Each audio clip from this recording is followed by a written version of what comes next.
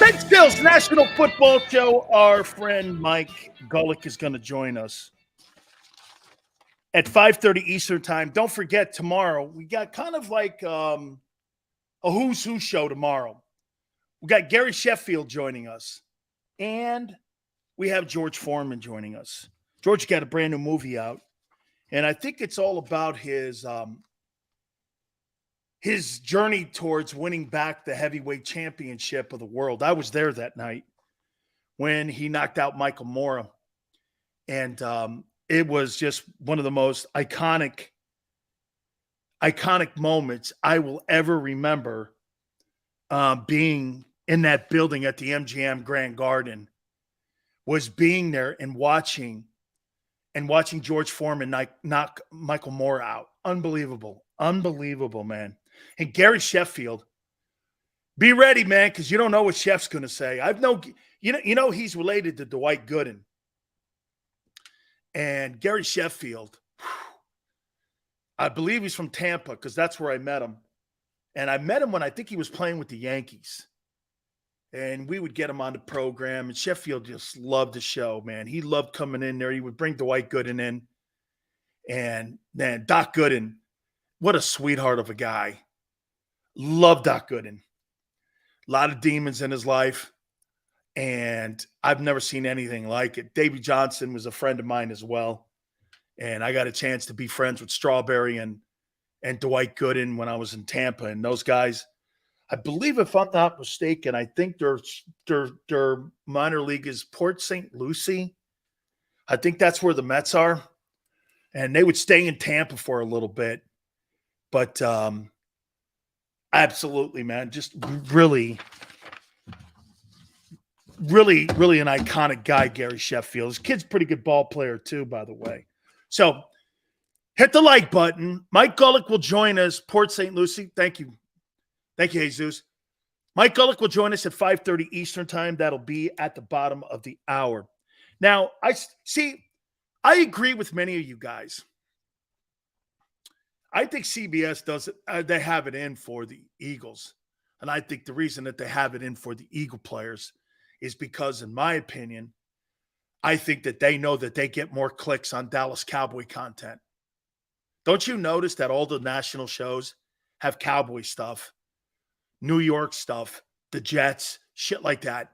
They don't really have. How much content do you see with Philadelphia Eagle content? Here, look at this.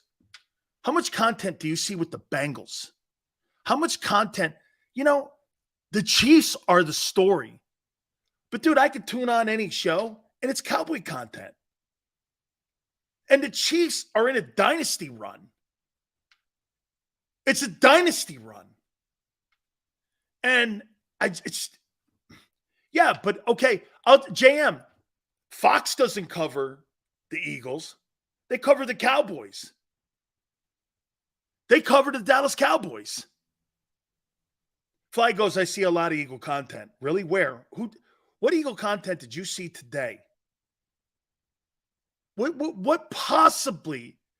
The entire Undisputed show is like a pregame show for the Cowboys. It's like a pregame show. And for the record, Tony Romo's on CBS. Troy Aikman's on ESPN. Moose Johnson's on Fox. Jimmy's on the Fox network. You got all these Dallas Cowboy guys that are all over the networks. See them everywhere. You think they're going to be partial to the Eagles or the Cowboys? That's like asking Derek Jeter to put that jersey on the other day that Big Papi gave him that had Jeter on it, but it was a Red Sox jersey. Not doing that. All right. Well, okay, great. You found something. Congratulations. All right. I wrote down the top 10 players in the National Football League, in my opinion, okay, that are 25 and under. Here's my guys. I don't believe CeeDee Lamb is better than Devontae Smith. I just don't. They had him down there at 10. He's not on my list. I got Devontae Smith at 10. Philadelphia. He had 90-plus catches, 1,100 yards, and he was the second option. How about this? Let's do this. If Devontae Smith was the number one option in Dallas, how many catches and how many yards do you think he would have projected out in Dallas if he was the number one option last year? What would you think his numbers would look like? Let me write it down here.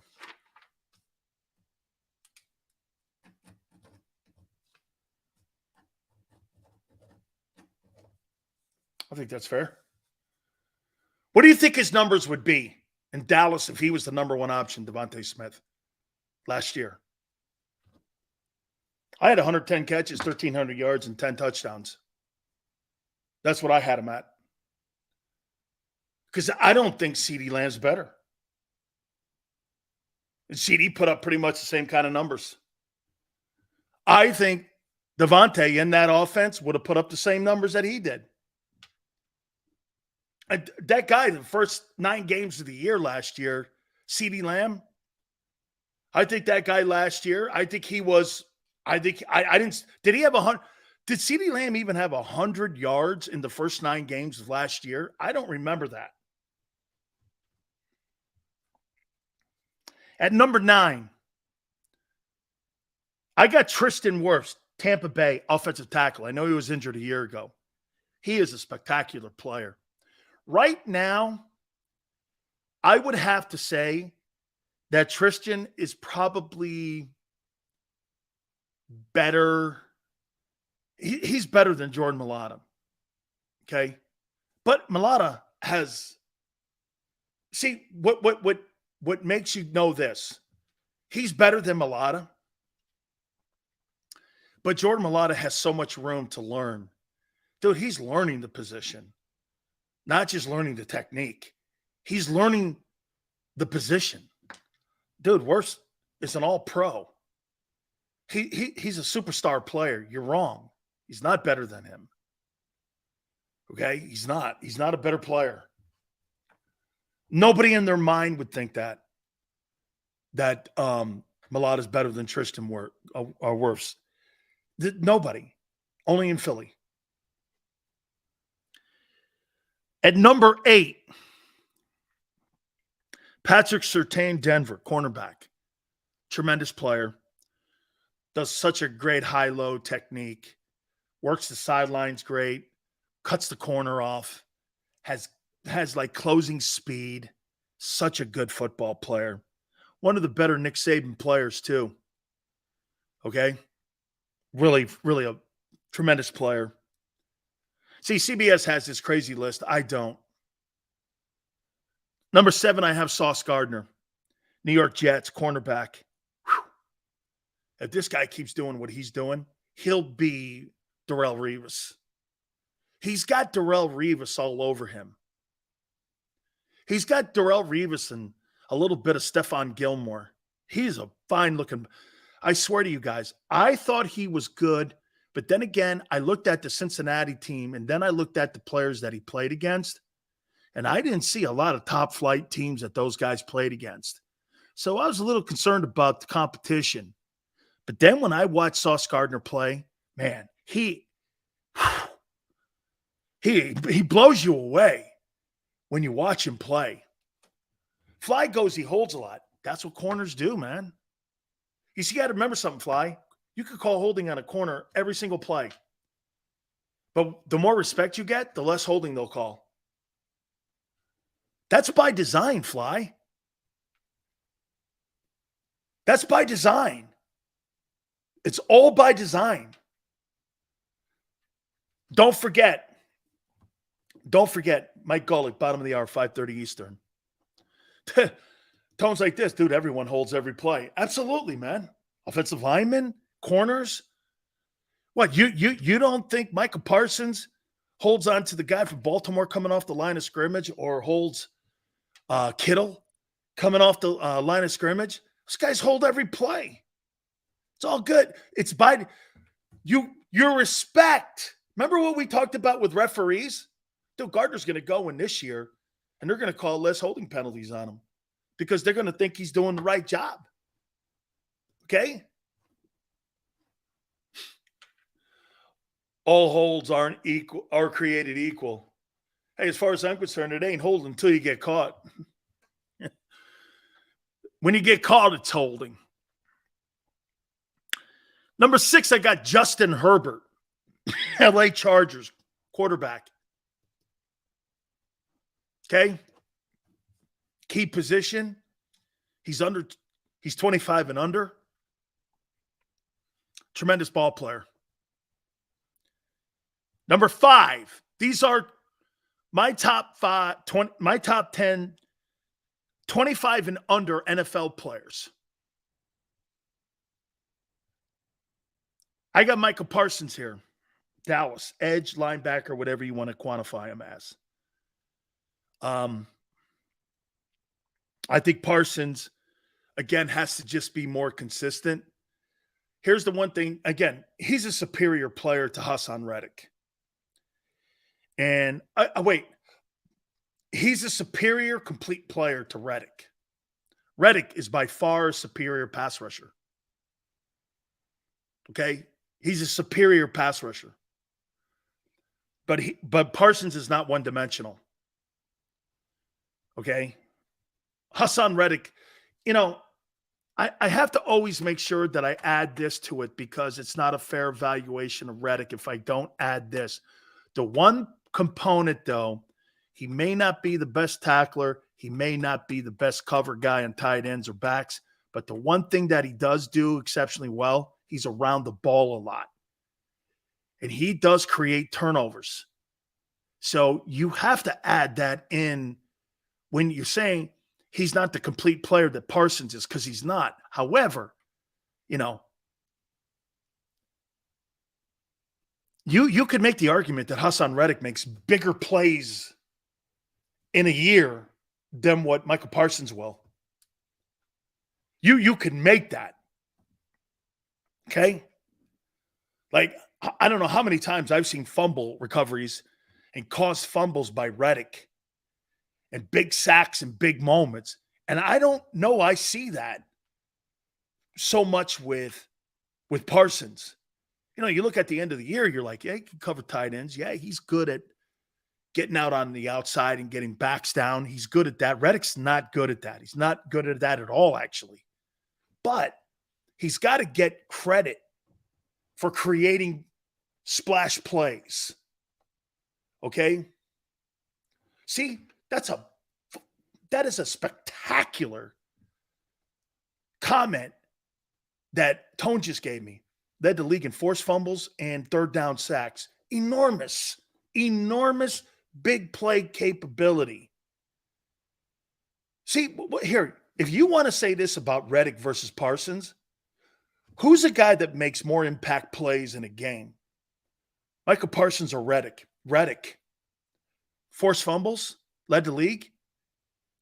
He's in the conversation when we're talking about third down sacks. I mean, damn. See, that's utilizing him correctly, which the coaches did. Man, who would you rather have, Parsons or Reddick? Whew. Man,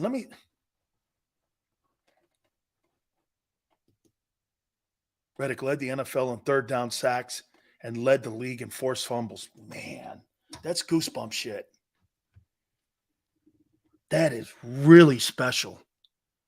That's a special dude, man. How many years does he have remaining on his contract? Is he coming into the final year of his contract? Is this the final year of his contract? Did he sign a 2-year deal or a 3-year deal? He signed a 3-year deal. He's entering the second of his third. Would you address giving him a raise? Add a year on? How old is he? I'd like to know how old he is. God dang. So let me get this right. He led the NFL in third down sacks, forced fumbles. This is the third year in a row that he's had multiple years in double-digit sacks. And he's 28. Wow. 28, 29, 30. Nah, I'm not going to extend him because I want to see, because 30, okay, what's he going to look like at 30? He'll be 29 when the season starts. Let me see what he does this year. Greasy, when you add up all that, whether he can cover a tight end or not, or he's a tackler, you tell me this. Hey, Sills, he's not the best tackler. He's not the best cover guy in tight ends, but he led the NFL in third down sacks and forced fumbles. And he had 16 sacks.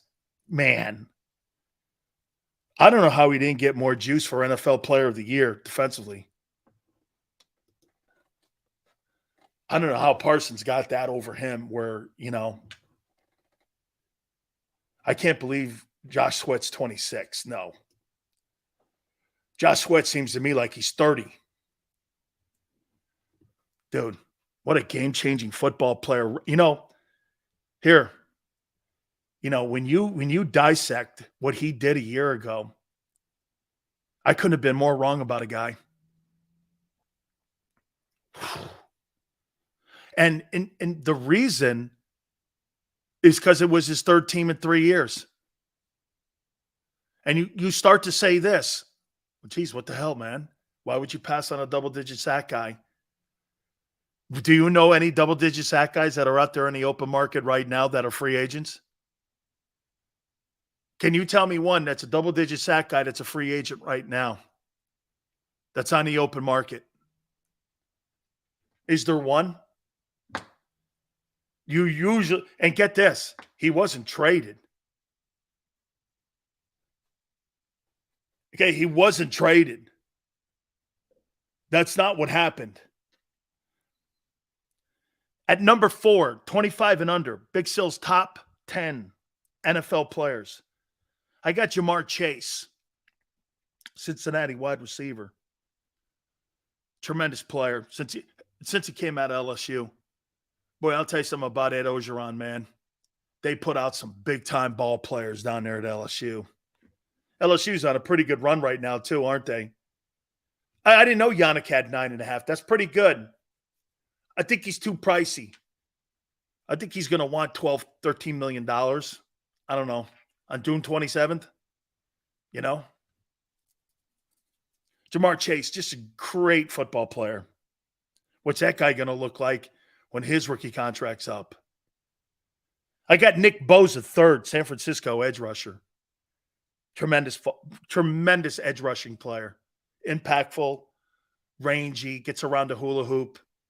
Really plays the run. Just spectacular. Jefferson, 2. And I got Jalen Hurts there at 1. All these young players, man, you see in the National Football League today, you really get a sense where